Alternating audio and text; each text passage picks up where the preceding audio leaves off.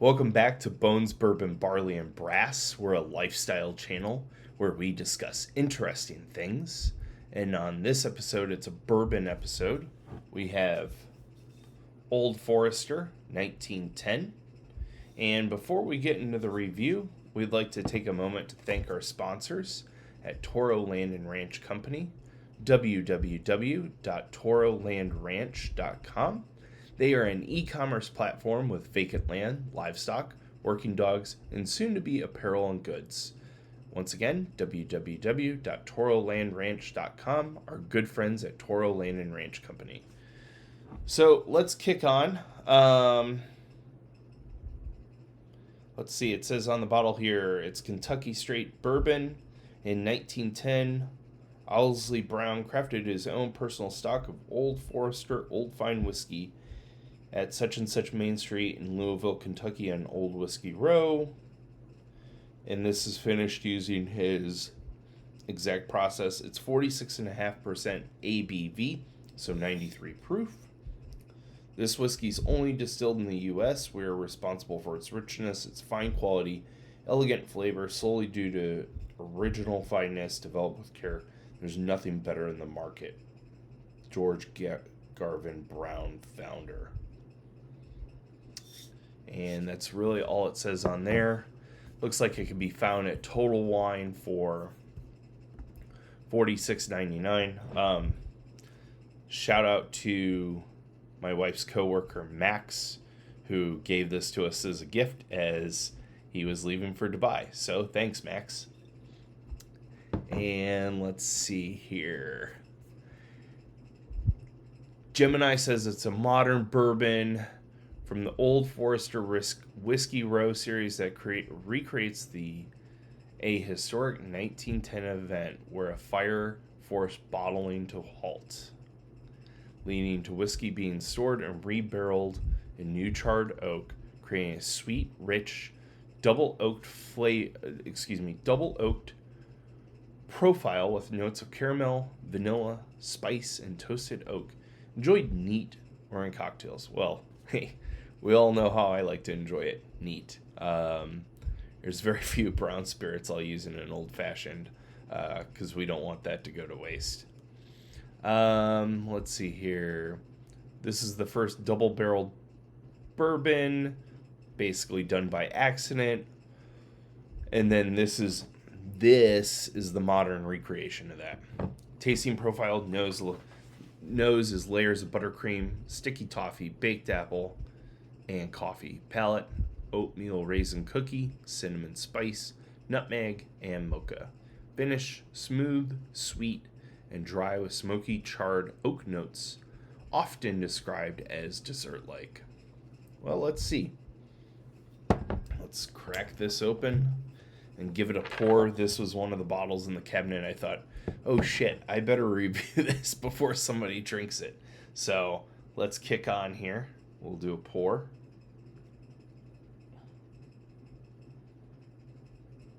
Beautiful color. Absolutely beautiful color. Look at that. Like, that is bourbon is bourbon is bourbon is bourbon. My goodness, look at that. It's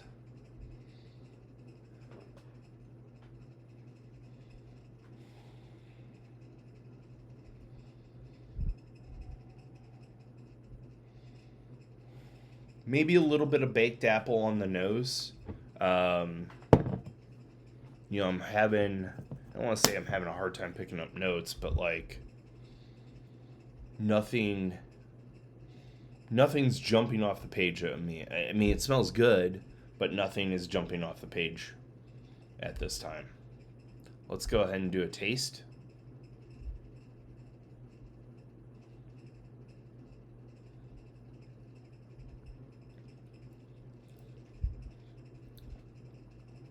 Gotta give it to Gemini.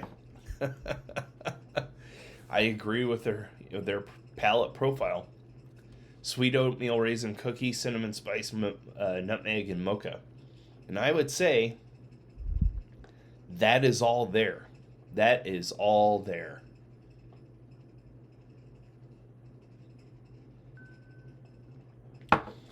Also for a 90, well, 93 proof isn't that hot, but it does taste smooth.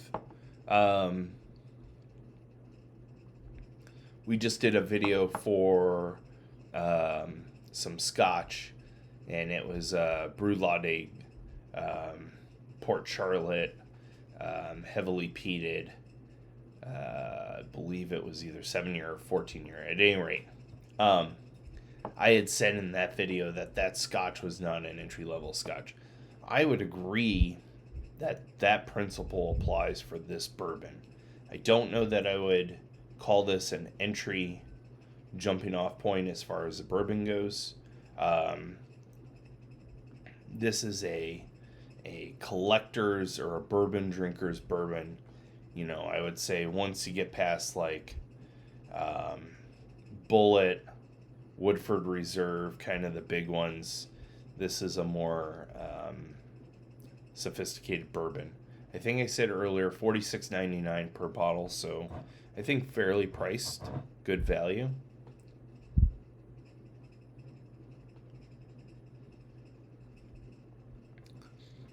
It's just smooth. Just freaking smooth. Like, this is like glass. I would not, and I mean glass not in broken glass way, like smooth glass with like butter on top. I would not, me personally, I would have, depending on what the cocktail is, I would have some reservations on putting this in a cocktail. It is that good.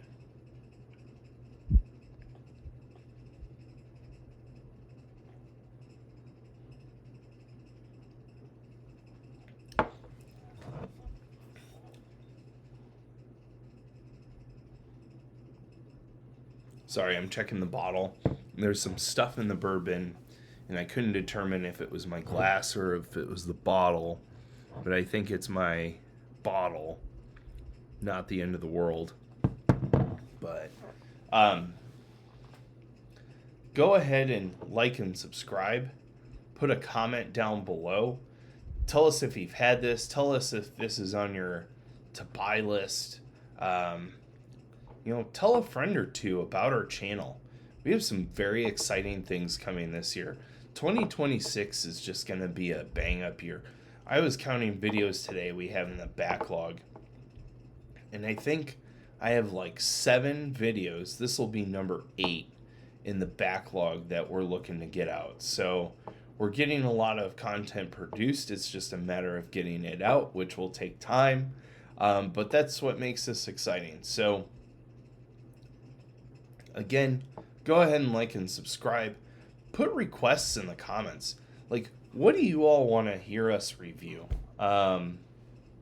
As I said in the Scotch video, I have a massive backlog of bourbon to go through. Probably enough content to go through a whole year.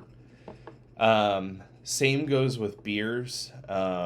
Interestingly enough, I was in the grocery store yesterday. We have Tom Thumb and Kroger in our market.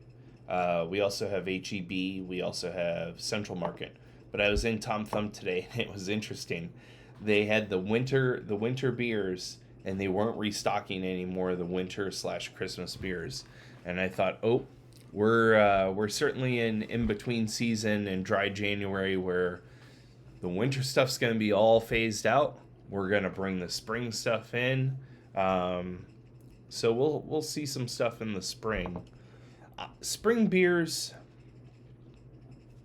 I temper my excitement about. Sometimes brewers get it right. Like St. Arnold for a handful of years got it right with, they had a winter IPA. They would always release it like in January because it doesn't get cold here in Texas until January, February. And it was this winter IPA. It was not Christmassy in nature. And it had a Texas grapefruit flavor to it. It was awesome. It was absolute awesome. I miss that beer. I wish St. Arnold would bring it back. So if anyone from St. Arnold Brewery down near Houston is watching this video, please, for the love of God, bring that beer back because it was absolutely awesome. Again, go ahead and comment, like, subscribe, tell your friends about us. We hope to syndicate much of this content on other platforms like Patreon, potentially TikTok, potentially Twitter and Facebook as well. So until next time, cheers, and pick yourself up a bottle of Old Forester 1910. Cheers.